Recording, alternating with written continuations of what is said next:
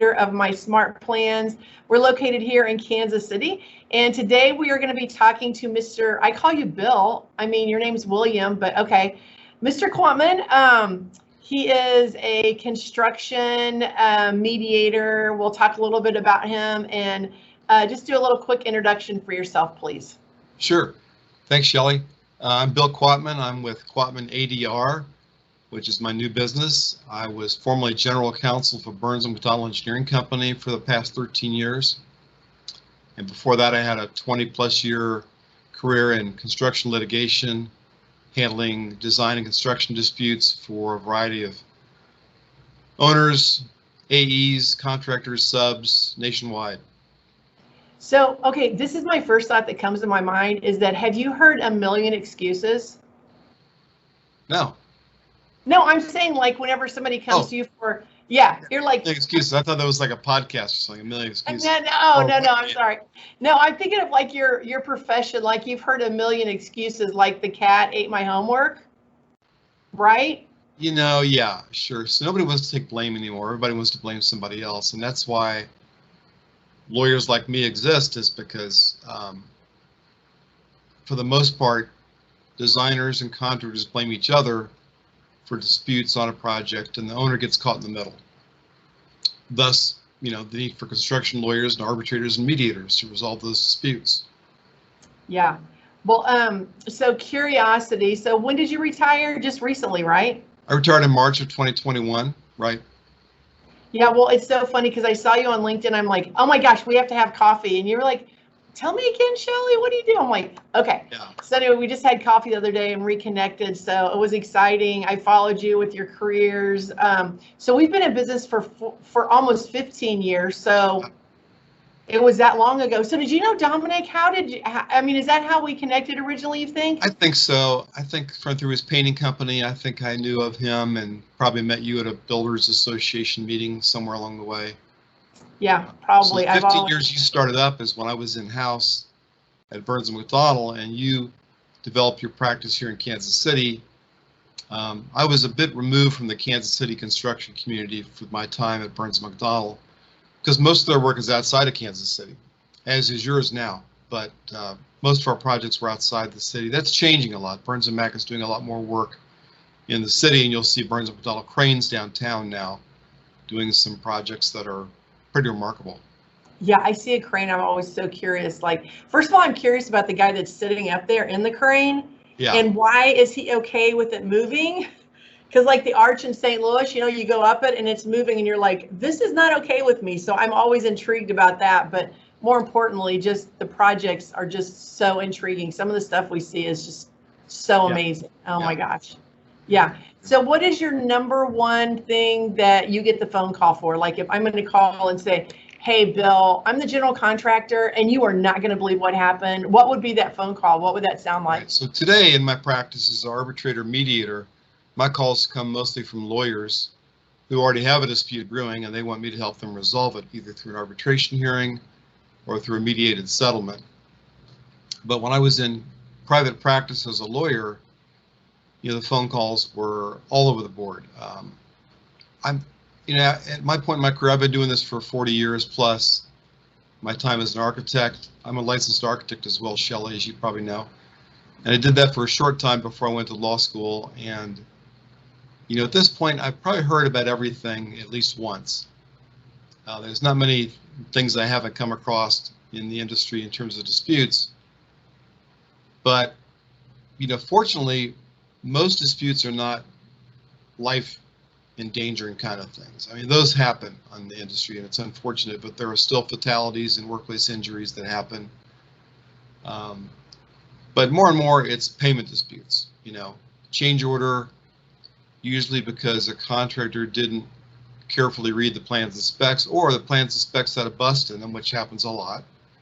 And there was some design error or omission, and that is caused by a lot of different things that happen in fast track projects, and just the pressure to get plans and specs issued for bidding by the owner's deadline when they may be not coordinated. I think that's probably a very common thing in traditional construction, is the architects base plan that was sent out to the mechanical and structural consultants for their overlay isn't current with the current architectural plan. So you get a bust, and then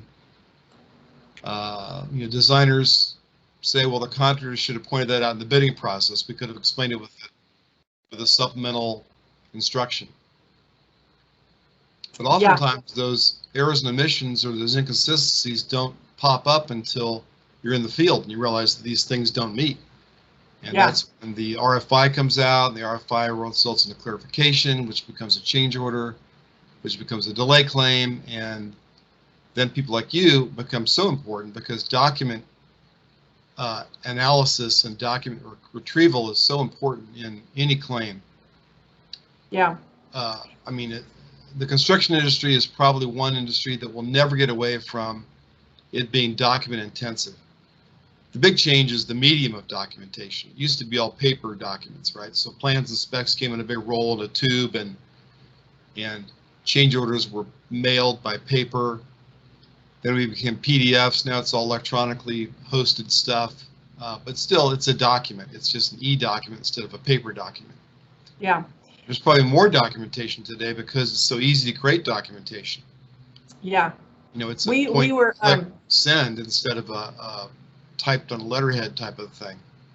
Well, we laughed that the dryer, the dryer eats the socks. And so we're like, well, the internet probably ate that because, we're always like auditing everything and verifying and organizing. And so one of the things we thought was alarming was that there is technology out there that will link the cuts to the details electronically. And so on their website, they said, we only guarantee 18% of this information to be complete, which we were like, 18%?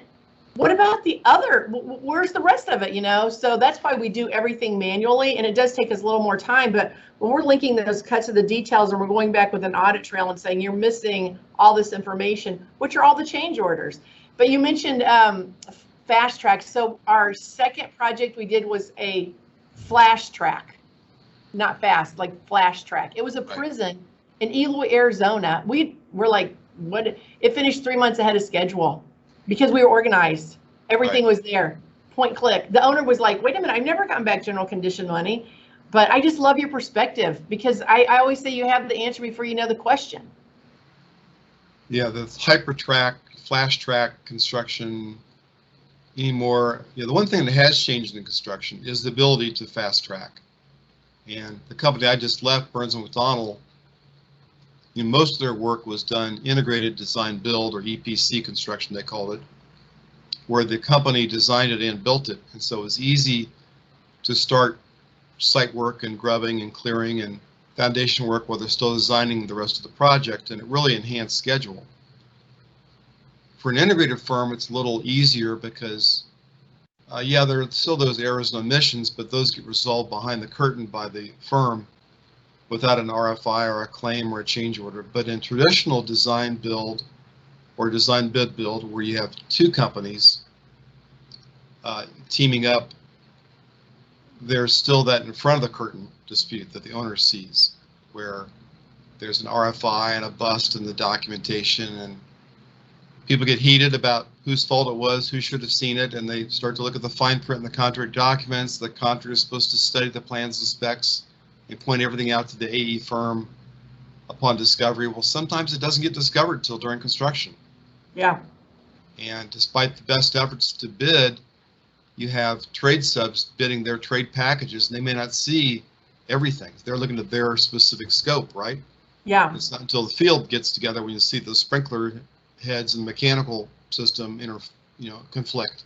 Yeah. And that's because the sprinkler guy looked at his drawings and the mechanic guy looked at his drawings. Yeah. Well, another thing we found is that we do bidding dashboards, so we compile all the documents for the bidding dashboard.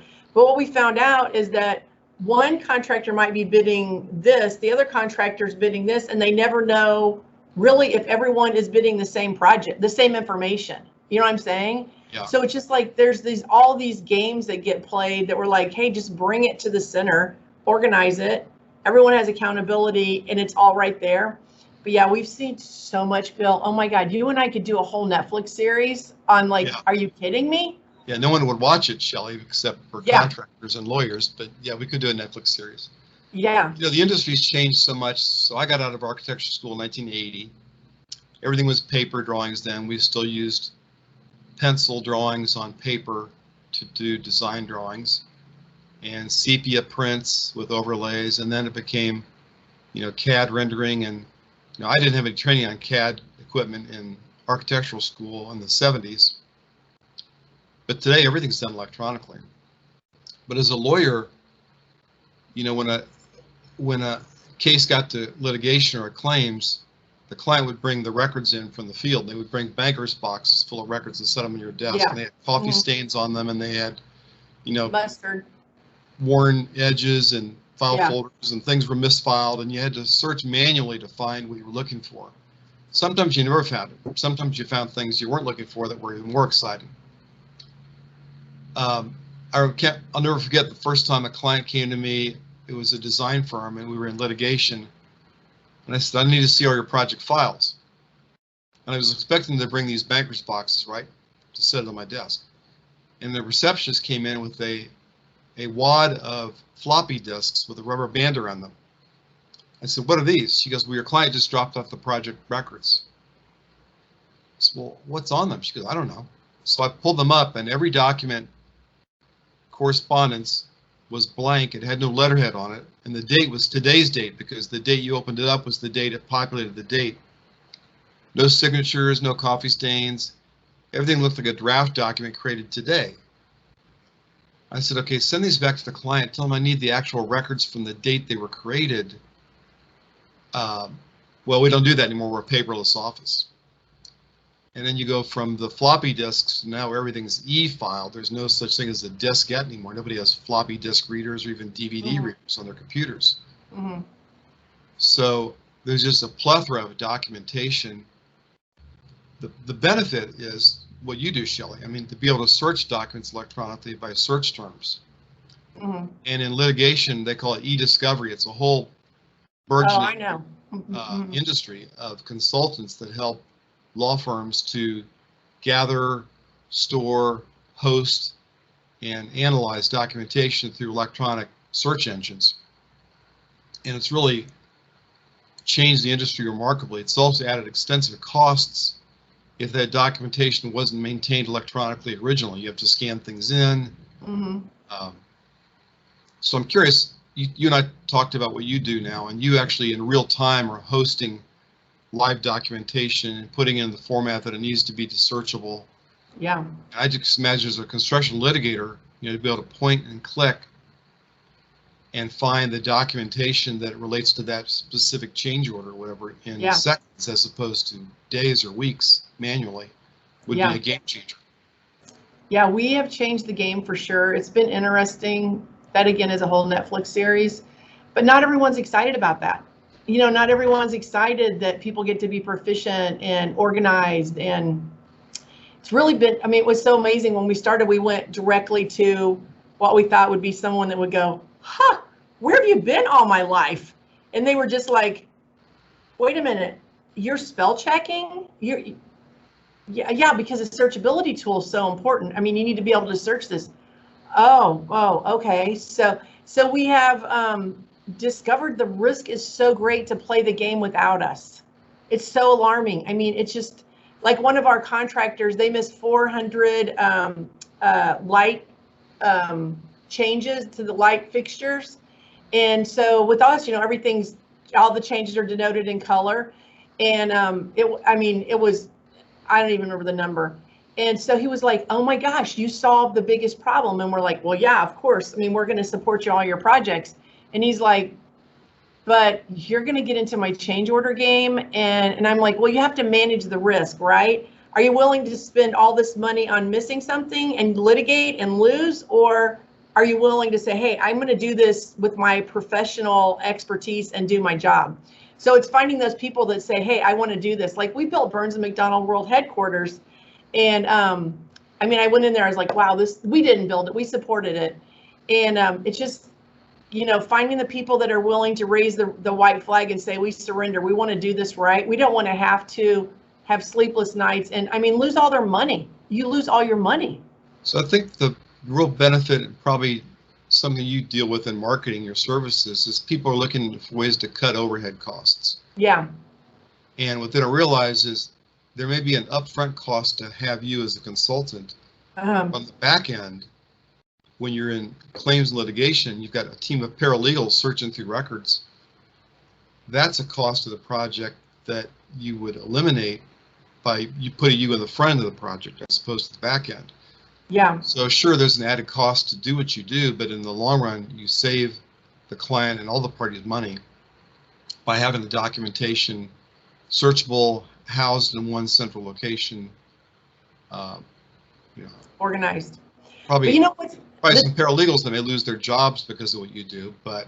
Well, I presented to Zurich, and the gatekeeper at Zurich said, you just cost my daughter her job because you just streamlined everything. And I was like, that's a problem. I'm like, I'll give her a job. And he's like, oh, no, you wouldn't be able to afford to pay her. Right. And I'm like, well, is she making more money because her daddy's Zurich? Or, I mean, what is the deal? So, I mean, we're definitely running into gatekeepers, and we're definitely running into, I just got off the phone with the Florida Department of Transportation, the secretary this morning, and he was just like, you know, blown away with what we're doing and how efficient it makes the organization. Yeah. But we just got to keep on telling our story. Something we didn't talk about, I'll just put this out there on the podcast, is one of my biggest pet peeves as general counsel at Burns & McDonnell was that in any litigation we had, all the documentation had to be hosted by a third-party host during the discovery phase. What that means to your listeners is that in litigation, plaintiff produces their records electronically, the defendant produces their records electronically, and they produce them to each other to be searchable. Well, there's a trust factor there. You know, are they going to mess with my documents when they have them electronically? And so a third-party vendor hosts them on a device or in the cloud or something like that. And it's simply a passive process where they're searchable then from this third party's database. But the hosting fees were outrageous. I was getting bigger bills from the hosting company per month than I was the law firm. And it was just, and for them, it's just passive income because they're hosting the records and doing nothing but serving as a temporary holding place that the clients have to pay for until discovery is completed. Then you stop the hosting fees. If you're able to put your documents in a searchable place that is safe and secured, even during the litigation phase, and I'm sure there's a fee for you to house those records and store them, but some of these hosting fees, companies are just getting outrageous, terrible. And the parties don't know what I'm talking about until you've felt it and paid those bills. You're paying $50,000 a month, and I said, for what? $50,000 for what? It's on a computer or a cloud somewhere, and they're doing nothing but holding it. This is ridiculous. But they're not holding it as yours holding it, and the fee. I mean, it's so cheap. I don't want to give away our stuff, but yeah, that is the most affordable thing, the cloud storage. You know, I mean, but every time we go in and do a pricing thing, like we just we're meeting with the state of Kansas again today, and they said, well, your fee alone is what they're asking us. I don't remember the exact number, but so they're trying to get a, they're trying, you know, the state has to retain these documents for how many ever years. Yeah. Well, they never can find them anyway, so it's kind of a joke, but I'm like, oh, well, here's all your stuff. But it was amazing. He goes, they're 10 times more than what you guys do on a project, and everything would be organized. I'm like, yeah, that's what it is. It's organized. But gosh, I mean, your perspective is priceless to us, Bill, because we're not your people. Yeah. You know? Well, and that's, you know, you brought up another point is how long do you hold documents? That was a big issue with every client I had when I was in private practice. It was an issue with Burns & McDonnell is what's the company's document retention policy? And the rule of thumb used to be what's the statute of repose in your project state? And for those that don't know what statute of repose is, that's the period of time the law says you can sue for a construction or design defect from the date of completion of the project, substantial completion typically. It's usually 6 to 10 years.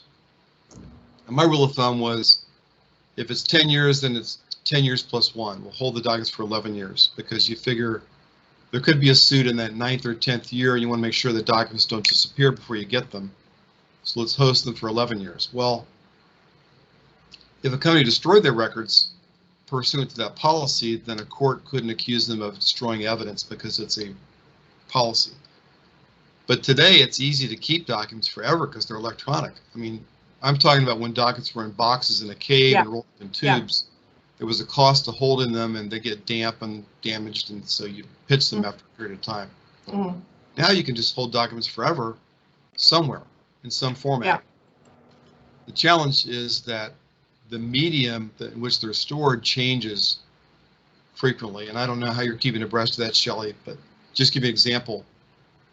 The FBI in Kansas City has an office up by Briarcliff, and I took a tour of that office one time, and they have all these old computer readers. They can read a 9-inch floppy disk, a 5.5-inch floppy disk, a DVD, a CD, whatever, and they keep these old computers because records are stored on different medium, but the medium changes every year, and so you don't have the ability to read the records on the database in which they're stored. So the FBI keeps one of every computer of every vintage, so they have that ability to go in and search the documents. With you today, you know, and it'll change, but the mediums the records are stored in don't require a reader anymore. There's nothing, a tape or a reel-to-reel or a diskette. It's all electronic bytes and bits, right, that you store, and you can pull it up easily. Well, you know, the thing also, like the BIM model, so Revit 2015 doesn't talk to 2018. So if you have to go back and look at the Revit model, well, then you have to update your license, which is whatever dollar figure, to go back and try to view this model. So we take all those models and turn them into 3D PDF.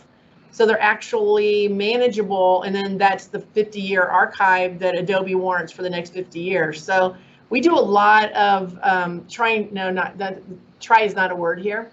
We're curious a lot about making sure that we can meet the needs of our clients, because they're, you know, they're head down doing their thing. We're like, hey, we want to be your right hand over here going, this is here, we can help you with this. But we want people like you to, like you, Bill, to be able to be like, here's a resource, talk to Bill. If you have a question, talk to Bill, you know, because they don't know who to trust. It's like, it's just been so malaligned.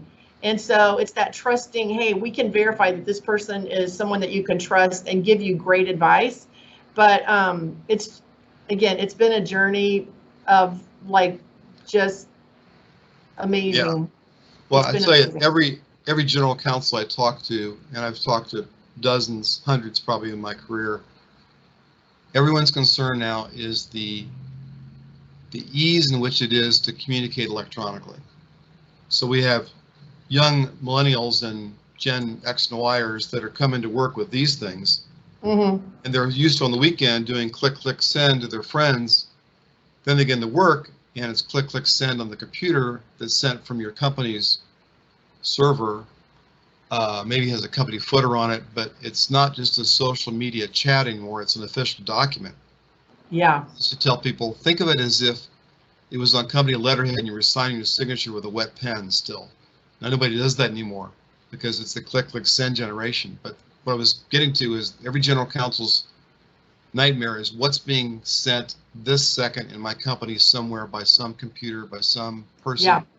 Who thinks of it as this, when in court, it's not that. It's as if it was on letterhead. Because I've seen it and I've done it. Lawyers blow these things up on a big screen and show it to the arbitrator, mediator, or jury and say, did you write this on June the 7th, 2021? Yes, I did. And did you mean what you said there? Because people are in a bad mood. They type things quickly. They don't think about it until they hit send. It's out there forever. You capture all that now, and that's sometimes it's good, sometimes not so good. But you know, you take the good with the bad. You just hopefully train your staff on thinking about that, and we would do intensive training of our staff. Think before you click send. Just read it again, calm down, maybe go get a cup of coffee, walk back to the screen, look at it one more time, make sure it's what you want to send out. Well, we did a presentation the other day to this huge company, and they said this prevents bad actors. And we're like, oh, we've seen the bad actors. I mean, the emails that say, hey, change this document. We need you to change this, change these meeting minutes. And it's just like, does the company know that you're doing those things? Oh my gosh. Because I mean, we do, because we're the gatekeeper. You can't do that anymore. So it's always a quandary if we go to the CEO and say, yeah, here's what your company did. Is that your policy, or is that a bad actor? Because we eliminate the bad actors. Like, you can't do that anymore. But sometimes it might be a company policy to say, just change what you need to change. And, you know, but some of the things are federal crimes. Changing contracts is a federal crime on a project, especially a government project. Oh, yeah. Yeah. We've seen that. Well, I know. But maybe naivety, you know, of the young people, or maybe not even young people. People just haven't been properly trained or schooled. Maybe they've come from another company. A lot of lateral hirings going on. You don't know what their experience was at their previous employer. They bring that culture to your company. And is that your company's culture? Did you get a bad apple in the bunch all of a sudden, and now you've got to deal with that? Yeah. Well, I invite you to my office. I told Dominic, I go, Bill's going to come down. We'll have the fancy coffee pot out. We have flying pigs all around, because that's our whole model. Because when we started our business, everybody's like, oh, that will never work. Why? And it's just like, oh, all of our pigs have flown. So anyway, I would love for you to come down on your day off. Yeah. And have a cup of coffee. We could take you to our favorite taco place. We're in Kansas, so everything's tacos here. That's great. But yeah, well, I appreciate your time, and I look forward to having further conversations. And again, enjoy your day off. Thanks, Shelley. Appreciate it. Good luck to you, and good luck to all your viewers. Thank you. Have a good day. Bye-bye.